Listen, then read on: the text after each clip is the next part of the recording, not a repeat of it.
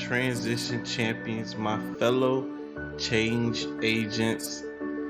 If you're ready to have a good day, if you're out there, listen, and it's the last and final day of the year, and you were like, I understand it's the last day, I understand it's the final day, but I am absolutely ready to have everything in my life be different starting tomorrow.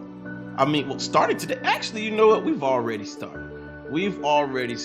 People come to me all the time and they're like, listen, the new year is coming. And I'm like, listen, for me, the new has already come. Like, it's already started. I'm already in there. Like, I didn't wait this time. If you didn't wait this time, put the running man in the chat. Like, I didn't wait on 2023. I went and got it, took hold of it. I went and put my hands around 2023 and said, you belong to me, you belong to God, and we will see the goodness of God right here in the land of the living. If that's you, if you went and grabbed onto 2023 with both hands and was like, I got you, I own you, and you've been doing incredibly well, and I'm just so thankful to be here. Mr. Good Day, Mr. Have a Good Day, Mr. Good News himself, Mr. Change Your Life. I have more names than a rapper. I don't even understand how that happened, but it's true. It's hard keeping up with it. Shouts out to Mr. What Can I Do For You? Listen, man, it's a gift. You've been maintaining, holding down all these names, aliases, and to keep them in order, man. You're doing a good job. You're doing a good job, man. I have to close my eyes and really think, like, what am I? Who am I? But I'm excited this morning. I'm excited, ready to have a good time. Good to see you guys in the chat. Yes. Day 25, ladies and gentlemen. Day 25. You got one more day, and then guess what? We're going to the next level. Seeing all these beautiful plans that you guys have put together, putting them into just incredible visions for moving forward. And I'm so excited about that part of this journey. I believe that that's going to be where everything comes so clear for you, where all of the work you've been putting in, all of your diligence, all of your, it just is going to show so much fruit. And I am so excited to walk that journey out with you. Your change agent, Mr. Change Your Life himself, is excited about that. And that's when I'm going to bring the team together, right? Bring the team out, man. The team is ready. People are ready. People are excited to help you step into that next level. For everything must change. If you ready, put the change in the chat. Put the change in the chat. But listen, I'm going to go ahead and start. That's the intro. And so here we are, right? Here we are. And I want to always remind you guys that all of this is going to make a difference in your life, not because you're just listening and hearing, but because you're actually making decisions about your life and the daily operation of it that is radically different than the way you've done it before.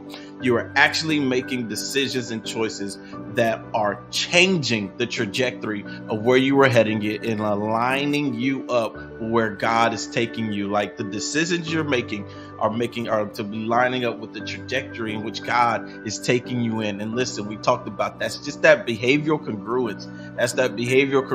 I will think, act, and make decisions that are in the destiny and the trajectory of the destiny God is taking me. And so if that is you and you ready, right? You ready for it. I already see you guys throwing in it. I see you guys putting the waves in the chat, because that's right. We are not handing God empty vessels, but we are handing God full vessels and saying, overflow us. The wave is coming.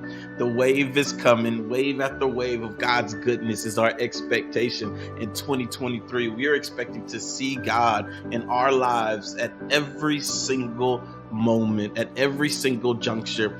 I said, 2023 is not going to be the year where we have to look back and be like, oh, I see where God was. No, we are pressing towards seeing God as it's happening, understanding what is happening as it's unfolding before us. Listen, we are going to walk with God. We're going to be in tune with God so much that we understand what's happening in our lives while our lives are actually happening. And I know that is just not the testimony of many people. Many people, they only understand what's going on in their lives as they look back and be like, yeah, God, you were there. And I'm like, no. I want to know that God's there while I'm there with God. Like, I want to walk with God. I want to be with God and be so in tune where God is taking me, where God is taking us, that I don't miss not one moment. Like, I take in all of the goodness. I love to say this way, all of the delicate flavors of the kingdom I experience day by day. Like, every time I wake up, something about God just becomes clear to me,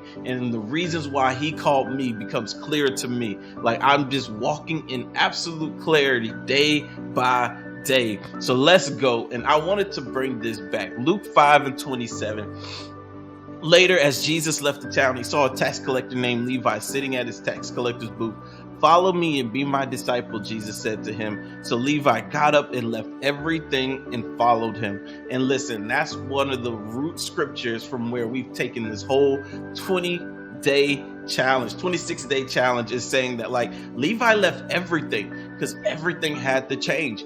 Anything that remains reminds. Anything that remains reminds. And many people are trying to go into a new season, respond to a new calling with so many things remaining about the old them that they're just reminded of all of their trouble, all of their stress. Like, anything that you leave remaining will remind you of who you used to be. And that's why we're saying everything must change.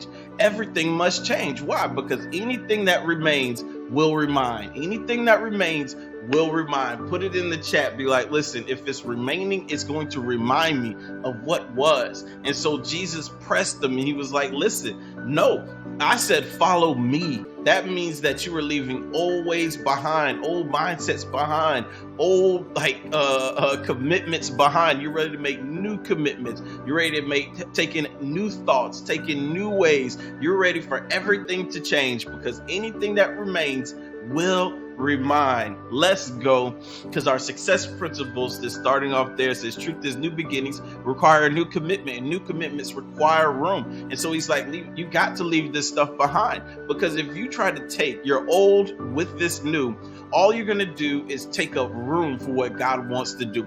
All you're going to do is be in conflict as you're moving forward. Why? Because you're in between two things. And though the Bible tells us all the time that God rather us be cold or hot, but please don't be lukewarm. And we are not going to have a lukewarm 2023. Like, God, if you say that I'm going this way, then I'm going to consume everything about going in that way. I'm going to move things off of my plate, and I'm going to make room for the new. I'm going to go have it. I love it. Levi literally threw a party and was like, listen, y'all, this is my going away party. I'm out of here. And as we know, he had many guests at this feast. Like, Levi had stuff. Levi had family. Levi had a home. Levi had things. And he was like, listen, all of this stays here. I got to go. I believe God is calling me to be a part of a journey that I don't want to miss out on. And so I'm leaving everything behind, and I'm stepping into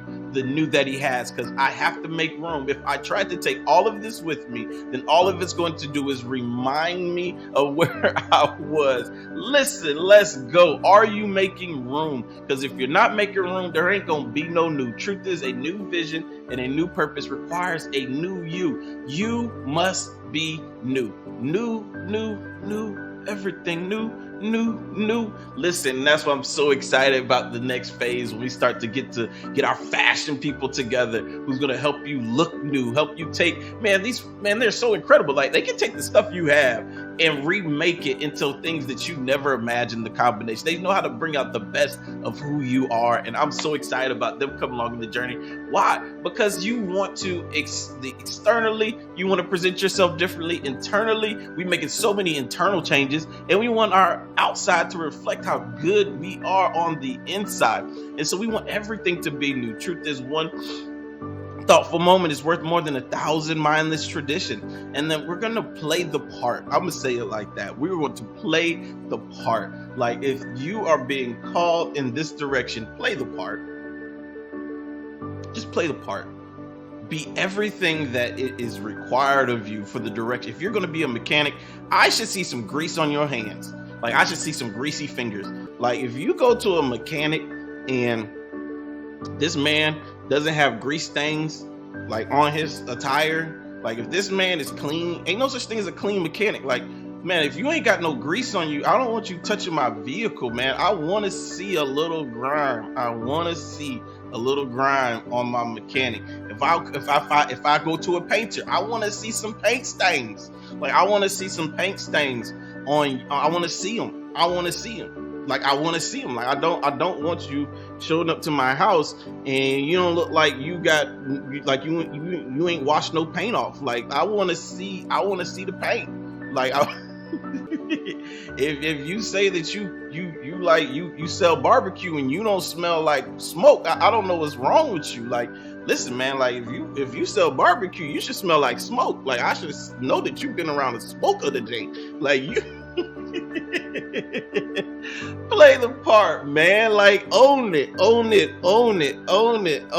Like, man, I ain't trying to find no man. If I go to a barbecue spot and they walk out in a 3-piece suit, man, you don't smell like no wood chips, there's something wrong with your barbecue. Listen, the truth is, there's nothing more threatening to the progress of your new thing than an old mind. And that's the old mind that a lot of people are dealing with, is they are literally fighting against the behavioral congruence with what their occupation and their calling is. Like, why are you fighting against what is expected of you in this vocation, in this calling, in this place of purpose? Like, don't fight against it. I tell people the thing that we do, and y'all know this as change agents, is we don't have nobody have expectations of us that are higher than the standards we have for ourselves. So if you expect this, my standard is always above it. If you expect me to do this, then I raise the standard above it. Like, we never allow, as change agents, as transition champions, we never allow someone to expect more of us than our standards are keeping us at. Like, if you expect this, then my standard is going to be this. Like, I will not allow you to have an expectation of me that's higher than the standard in which I'm withholding myself. Listen, because the truth is, the thoughts you meditate on form the identity you walk in. Listen, and that's what it's all about. Listen, that's why we're saying you have to play the part, because these things are creating identity in you. These things are helping you in moments where you are feeling lost, maybe feeling down. Because of the fact that you are embodying where you are going, it makes it so much harder for you to quit on you. It makes it hard for you to quit on you when you are embracing to the level in which you should, where God is taking you. Like, you have so much invested that it's like, man, I'm not going to quit. I have too much invested now. I have too much on the line now. Like, I wasn't partially committed to where God was taking me. And because of that, it has fortified my conviction that I will not quit. I will not quit. Put an X in the chat. We can put an X in a minute. I will not quit. I am far too invested in the direction God is taking me. And that's why people quit. Because guess what? They have not embodied where they are going. They have not owned their part. They have not played the role. They have not taken on the mind. They have not walked in the actual path of where God's taking them. And so they quit, they move, they loosey-goosey. Loosey-goosey. Man, I ain't heard that in a long time. They loosey-goosey.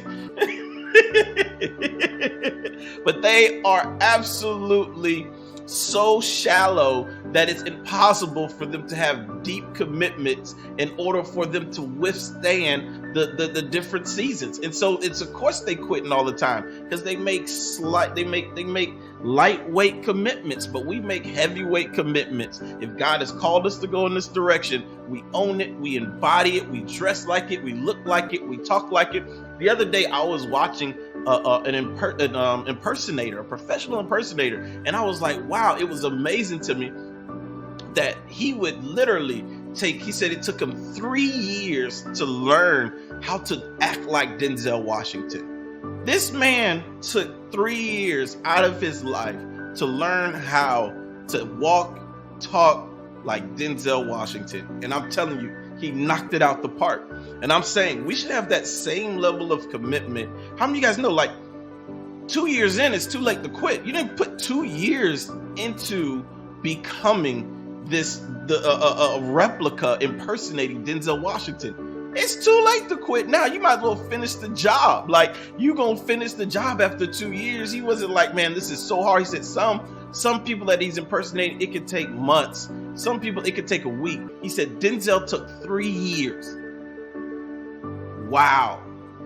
Like, if this man is willing to take 3 years out of his life to fake like he's somebody else, how are we unwilling to commit 2 months of our lives to who we say we are? I'm gonna put a pause right there. Somebody put some pause emojis in the chat. Let's put a pause right there. There's people out there, professional impersonators, that are getting paid to pretend to be somebody, and they more committed to pretending to be somebody than many of us are committed to being who God has called us to be. This man spent 3 years becoming Denzel Washington. Oh Lord. Oh Lord. What's our strategy?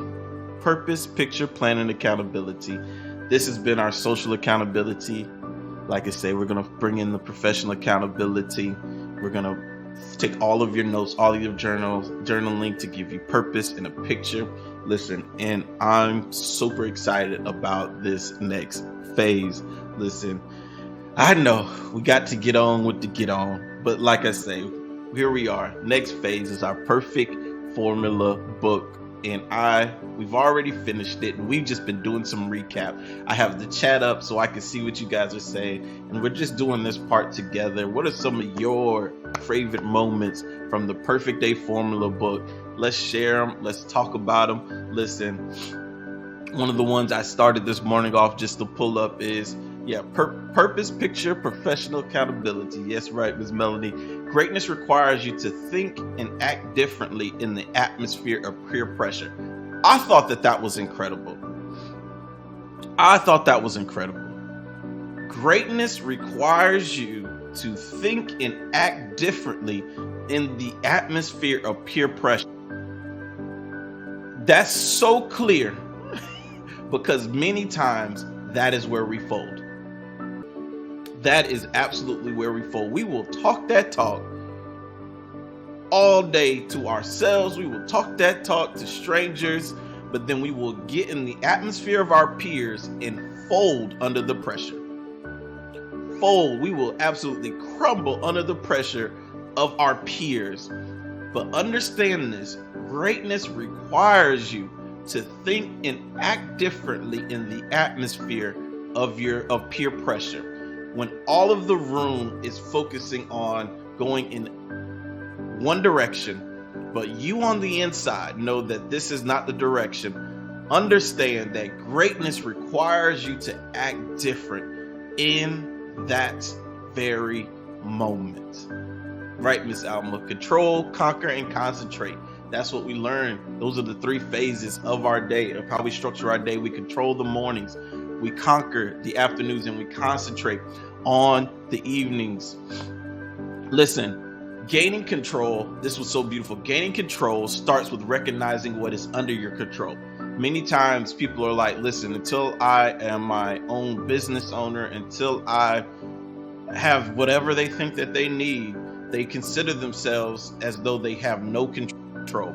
But that is not true. Greatness requires, right? Greatness requires, listen, I see y'all in the chat, requires you to respond different, right? Yes, Miss Jeanette. Oh yes, conquer, control, and concentrate. Yes, Miss Beverly. Each day starts with a focused morning. Yes, yes, yes. Gaining control starts with recognizing what is under your control. And these are 5 things that everybody, no matter what your occupation currently is, that you have control over. You have control over what time you wake up. Yes, you do. You have control over the habits you start your day with. Yes, you do. You have control over the temptations that enter your life. You have control over the systems you use with dealing with those temptations, and you have control over your belief in yourself. Understand this. Why were these 5 things given to us? Is for us to understand that there's many more than 5, but many people have already surrendered their mentality to the fact that until I get here, I don't have control. Until I get there, I don't have control. When the truth of the matter is, gaining control starts with realizing what you have control over.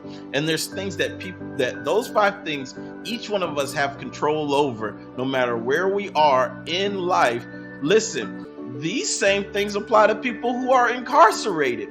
You can apply these 5 principles to understanding that, listen, I do have control, and it's so important for that mentality to change. I'm telling you right now, if you've been struggling with the fact that you feel as though you have no control, why? Maybe because, man, my kids, or man, what time I have to be at work, man, the long hours I have to do this, then guess what? That mentality is a negative, defeating mentality. You will not start taking control until you finally realize that you actually have control over things, and you gain control over more things and how you manage what you have control over right now. The Bible tells us to be faithful in that which is little, and God will make us ruler over that which is much. And as long as you're unwilling to see what you have control over it and to take control over it, you'll never be able to see it. You'll always surrender to whatever you feel is a greater force in your life. It's almost like people saying, well, man, now that I have my own business, it's these taxes. They are just eating me alive. Like, they have control over my business. And it's like, listen, it's a mentality. It's not a reality. It's a mentality. It's not a reality. You have control, and gaining more control starts with managing what you have control over today. If that is some good eating, put some food in the chat. What you got? What are some other ones you got? Faith is proactive. Don't let the time you spend gathering information allow you to keep you procrastinating. That's right, Miss Shelby. Listen, we hoard information, although as though information is equally as powerful as the action you take in life. And it's not. Like, you can gain as much information as you want, but the information doesn't become impactful until it gets formed into action that you were taking. And so, man, we love it, right? Because a lot of times that great presentation, a lot of times that well thought out plan, it gives a sense of accomplishment. But we all know your plan can be beautiful. Listen, your presentation can be awesome, but there ain't no proof in the pudding.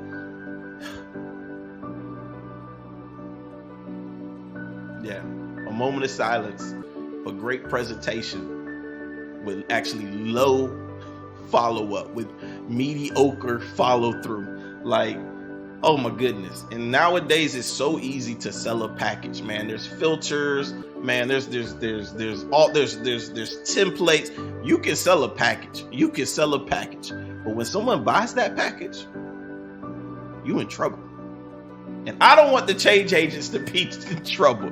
I don't want people suing you because you sold what you couldn't deliver. Listen, you do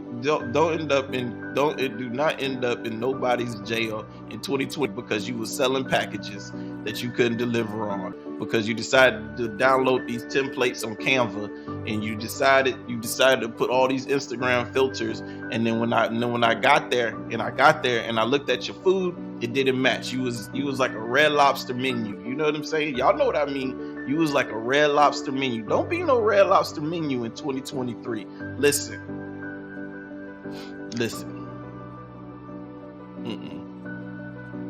But yes, Miss Alba, the 10-3-2-1-0 formula to guarantee 15 minutes of freedom.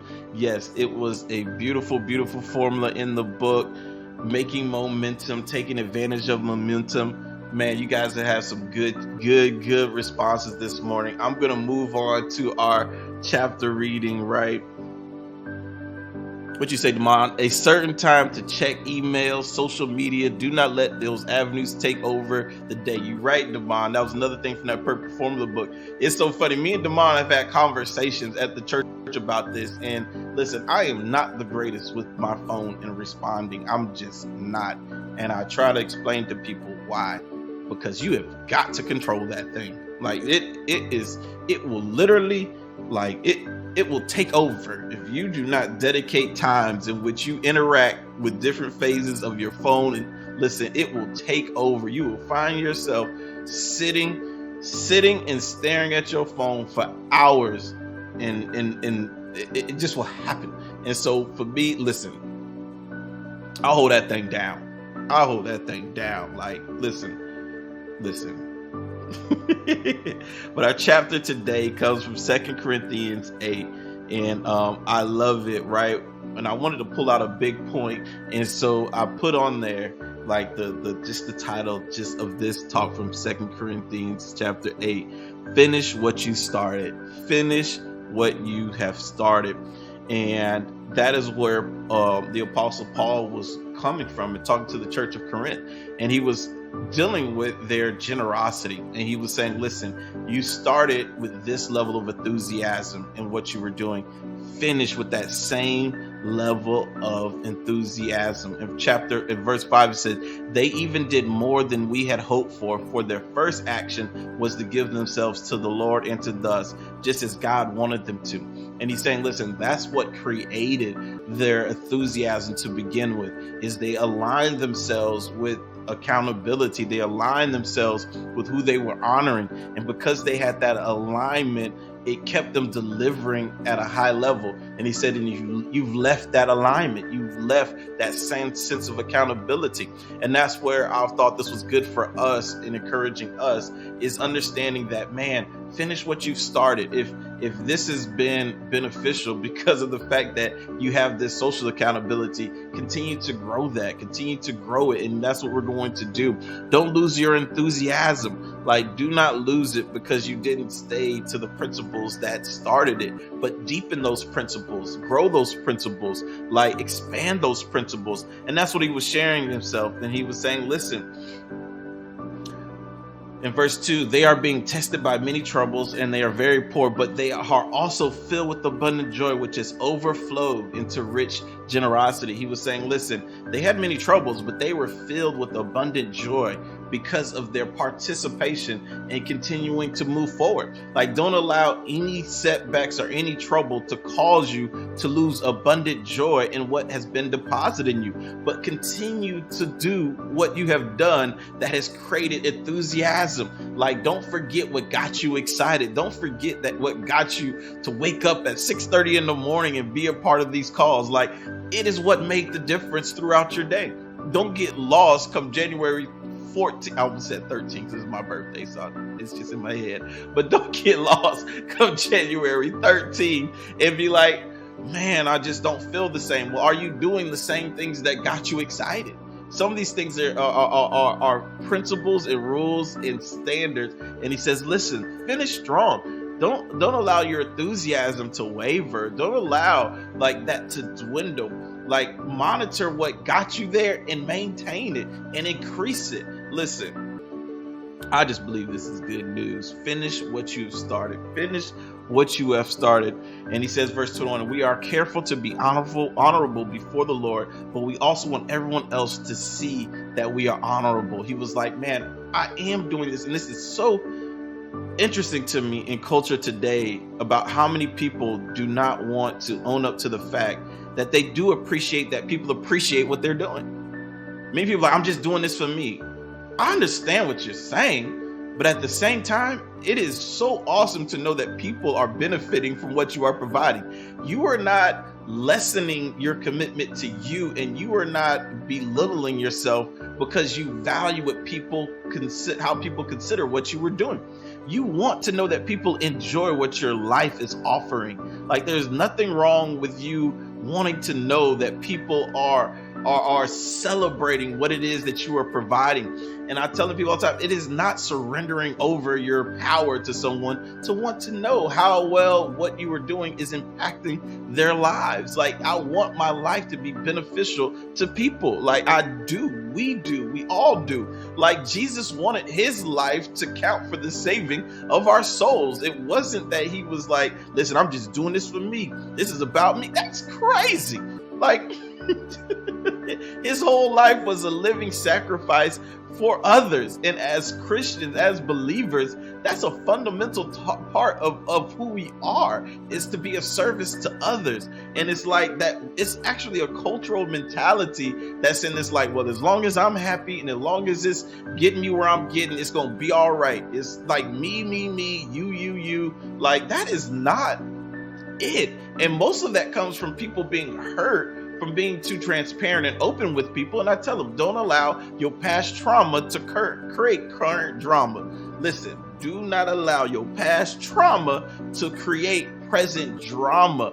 I understand there are bad people that have done some bad things. We've all experienced bad people doing bad things to us, but we do not use the trauma to create rules that produce drama in our present condition. Serving people is good. Wanting to know that what you're doing is beneficial to people is good. It's a part of who we are. We are living sacrifices to see other people move forward. Just because some people have manipulated that in your past, that is your past. Leave that over there.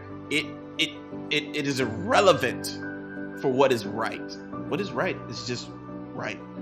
Man, this has been good. Put some more fruit in the chat. Miss Catherine Wolf says she's awake. That's our Colorado Connect. How you doing this morning? Yes, stir up the gift. Stir up the gift. I will not spend my 2023 trying to figure out how to make rules based on the people that have hurt me in 2023. Did y'all hear what I just said? I will not spend my 2023 figuring out how to make rules to guard myself from people that will hurt me in 2023. I'm not doing that. It's a waste of time. It's an absolute waste of time. And I'm not doing it, man. I'm going to dust off my feet. That's what Jesus told his disciples. They were like, what do we do, Master, if they reject us? What do we do if they don't accept the gift that we bring? He says, then dust off your feet and keep it moving. Like, he was like, reconcile the rejection, dust off your feet and keep it moving. And he told them to do this. Understand this. If they are rejecting you, they're not rejecting you, they're rejecting me. And truthfully, they're not rejecting me, they're rejecting God who sent me. Like, it's not my business. Reconcile the rejection. Do not create rules on how to protect yourself from the drama of other, like, bump that. Like, I will not figure out that. It's a waste of time. It's a waste of energy. Dust off your feet. Put some dust in the chat. Put some smoke in the chat. Like, dust off your feet. Dust off your feet, Jesus said. Put hashtag dust your feet off. Hashtag dust your feet off. I think I'm going to name this chat Dust Your Feet Off. Listen, it's feet dusting season. Y'all know I be having a good time in the morning, right? I be having a good time with you guys in the morning. Oh man, I don't want to see this time go, man. I've been just enjoying this so much. But man, bump that. Dusting my feet off, man. I'm dusting my feet in 2023. Like, listen. I'm too valuable. You're too valuable. We're way too valuable. Man, like, just our time is too valuable. Our mentality is too valuable. Our peace is too valuable. Like, man, I can't. I'm gonna say this, and I'm gonna have to go to my trusted book. But I realized at one point in my life, the reason why I can't understand what a lot of people are doing, because I'm not crazy enough. Like, I'm not crazy enough to actually understand your way of thinking. Like, it's hard for me to understand why you did what you did, because I can't lower my way of thinking to actually understand why you think the way you think. And this thing, I ain't trying to be prideful. I'm just saying, you have to realize when somebody is incompetent. and stop trying to figure out how they are reasoning, how they come to their conclusions when you already determined this person is incompetent. They are inexperienced, unaware, and underexposed. That's a good one. They are inexperienced, unaware, and underexposed. That's what leads to incompetence. They are unexperienced, underexposed, and that leads to incompetence. I'm not going to lower my mentality, my standards to be able to reconcile your incompetence. Like, I'm gonna dust off my feet. I'm gonna dust off my feet, and I'm gonna live a better standard. Because here's the truth of the matter. You know that we, far more than we've been called to talk the truth, we've been called to live it. Here where I'm going. Many people feel as though we are more talk than we are walk, and that's not true. As believers, our witness should always be more walk than it is talk. And so simply because I'm not taking time to explain what it is that I'm doing, as long as I'm willing to live what I'm doing in front of you, I'm still being a witness. Hear what I'm saying? As believers, we have always been called to be more walk than talk. Just because I'm not talking this out with you doesn't mean that I'm done witnessing to you. My decision to live this out in front of you is a greater witness than me trying to explain my actions to you. I'm just gonna live it. I'm just gonna live it. I'm done talking and I'm just gonna live it. I'm done talking and I'm just going to live it. Listen, put some hearts in the chat and say, I'm just gonna live it this year. I'm gonna dust off my feet and I'm just gonna live it. I'm not gonna sit here and try to comprehend the incompetent. I'm not gonna try to reconcile the inexperienced and the underexposed. I'm gonna dust off my feet and I'm gonna live it out. I'm gonna be less this and more this, less this and more this. Like, I'm not gonna try to explain it to you. I'm going to live it as an example in front of you. And our lives are the best witnesses we could be to anybody. But we keep thinking it's this. You keep winning conversations, but losing convictions. You can win a conversation, but lose the conviction. What do you mean that, Pastor Brian? What I mean is, you can talk somebody out of their experience, and people need experience in order to be convicted. And they're trying to live off of your talk instead of your walk. So it's better for you to walk it instead of just talk it. Like, you gonna need your experience the same way I have my experience. I'm firmly rooted in where I am because I'm not just talking it, I'm walking it. Walk it like I talk it. Walk it like I talk it. You seen it coming. Dusting off my feet, and I'm gonna let this life be a living testimony in front of you. Listen, done talking about forgiveness. I'm just gonna live forgiveness. I'm gonna show you. I'm gonna walk it like I talk it. Walk it like I talk it. Miss Marcella said, I'm so ready to live out, walk it like I talk it. Let me tell you something. Put my theme song on. Put my song on, man. Hey, Miss Shalene, good to see you.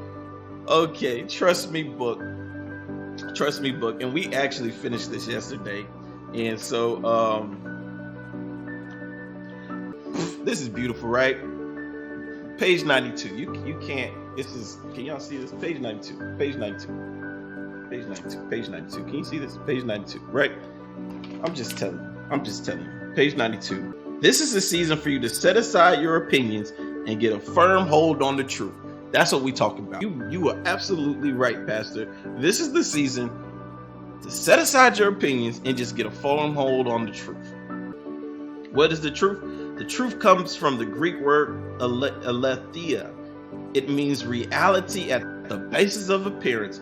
It's not what things look like, so you can't go by how you feel about things or by what you see in the natural. You have to know what thus says the Lord. Let God be true and every man be a liar. You can't say it any plainer, Pastor. Thank you, Pastor. Listen. Many people are going by how they feel and what they see in the natural, and that is the problem. But truth is the reality at the basis of appearance. When truth comes, sound doctrine comes and forces change. When you learn the truth about you, you have to decide what you are going to do with that truth. I'm not talking about what you have other folks thinking, but I'm talking about what you know about you. Like, and that's what we're saying. That's that dusting off your feet and just living it out. Like, I know what is true, and I know what is real, and I am okay with walking out that regardless of what your opinion is. Like, I am not, my life is not subject to your presentation of facts. Like, it's just not.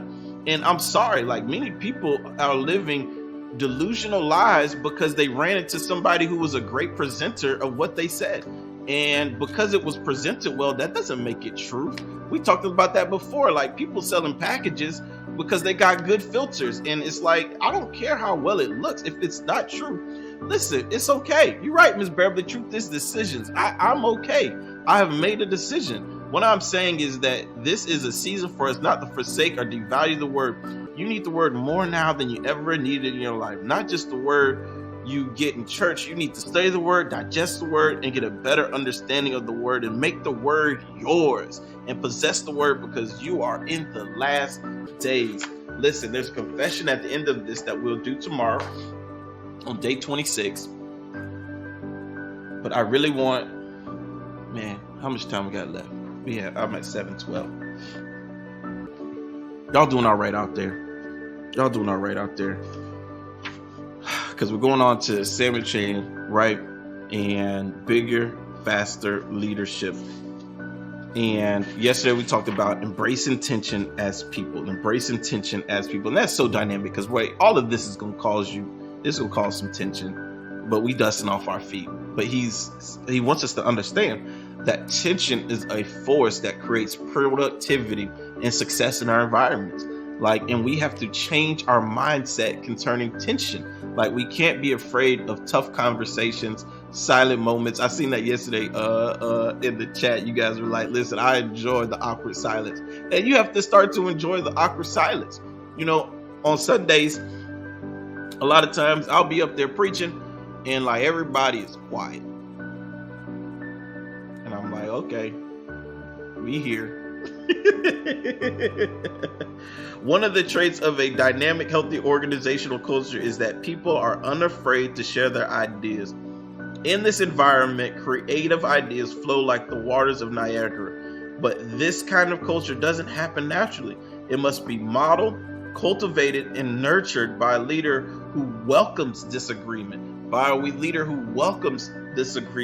and doesn't insist on having the right answer or the last word. Like, listen, in fact, they are inspired by the description of the pressing need and the scope of the vision at need. Great leaders always create tension. And it is used to inspire those around them. And one of the examples that he uses, Martin Luther King Jr. refused to accept the injustice of discrimination. His eloquence and courage captured some hearts and infiltrated others, and led to sweeping, if unfinished, change in our country. In every field of faith, politics, and business, entrepreneurial men and women have shaken their world, touched hearts, and galvanized the efforts of others for a great cause through building tension around what needs to change.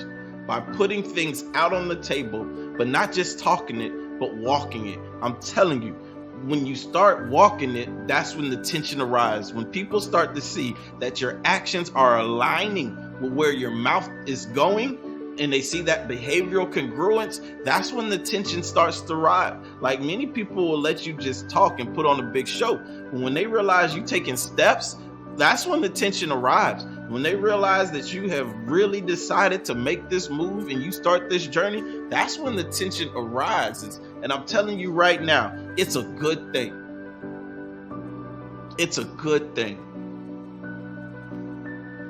Leaders always create tension. If your intention is widening your canal, is to create a tension-free zone, you can forget it. You can create a canal that moves the masses. You'll only build a swimming pool where people relax and do nothing. When you allow your environment to literally see tension as negative, you are not creating a pathway for success, creative ideas, and for your organization, your business to move forward. What you are doing is creating a swimming pool for people to relax, and that is not what you want. The question for leaders isn't how to avoid tension, and it isn't even how to resolve tension. Resolutions may seem like the highest goal, but it's not. The question is, how can you create and manage tension to bring the best out of your team? One of the traits of a dynamic, healthy organization or culture is that people are unafraid to share our ideas. And that's what we have to understand. When people are unafraid to share their ideas, it naturally is going to create tension. I'm gonna read this because this is good. I was gonna say this for tomorrow. I'm gonna read it now though, because this is so good. This is so good. There's been some good eating. Put some food in the chat. Put some food in the chat. And I'm gonna finish some of this tomorrow, but I want to read this to you today because as believers, we often see tension as a negative thing because we know that unless two walk together, does two agree, how can they walk together? And so in our inside of us, we understand that agreement is essential for progress. We understand that. But that doesn't mean that disagreement isn't good for our growth. We understand that agreement is so necessary. But simply because agreement is necessary, that doesn't discredit how disagreement can actually bring to our growth. My father used to say it like this: confrontation brings growth. Confrontation brings growth. And what we really have to understand is the agreement that we are searching for, the agreement that we are looking for is really in the areas, and I'll read it to you. The implication is that disagreement is somehow sub-Christian and ungodly, to be avoided by saying yes, even when we mean no. And I don't think that's what the passage means at all. Two people can agree to walk together in a commitment to health and strength and relationship, even if they don't agree about every topic. What is he saying and what are we saying? Like, our commitment is formed in our agreement to get the best out of everything we do. But in order to get the best everything we do, that means that we must be in environments where we may have to walk through conflicting opinions, conflicting decisions. And what that means is our agreement is in the fact that we have decided that we're going to get the best out of everything we do. But in order to get the best out of everything we do, it often takes conflict and tension to bring the best out of everything. It takes putting things on the table and just being like, listen, it is what it is. Let's see the best we can get out of this. I know you've given your best effort, but at the same time, we still are going to press to see if we can get a little more lemon, a little more juice out of this lemon. And that's all it is. And a lot of times that creates tension. A lot of times that creates silence. But our agreement is to seeing the best come out of this. Our agreement isn't at the level of every decision being the same and all of our opinions being the same and all of our way of explaining things being the same. No, what we're in agreement at is that we're in this together. We're going to fight till we see the best. We're in this to say that our overarching viewpoints are the same. But the inner workings, man, there's lots of tension, lots of conflict. There can be a lot going on, some straight up arguing. But we already talked about that. Only reason people argue is because they have invested interest in the outcome. Arguments aren't bad. That just means that, man, I have invested interest in the outcome. People don't argue over things that they don't have invested interest in the outcome. Like, they don't care how much you will lose making the decision that you're making when none of the money is coming out of their pocket. But when your decision impacts their life, you better be ready for that smoke.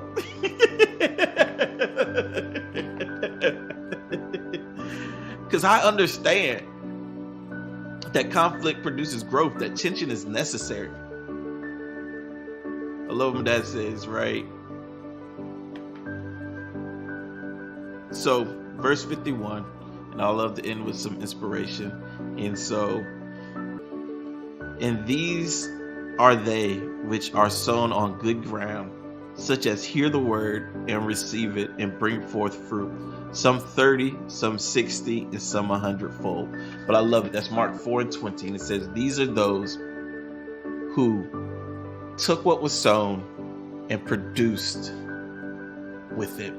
And I believe that that is our reality, that you were amongst those change agents, transition champions. You were amongst those who took what you had and produced incredible much with it. Like, you didn't sit on your gift. You didn't sit on what God was doing in your life, but you took what God was doing.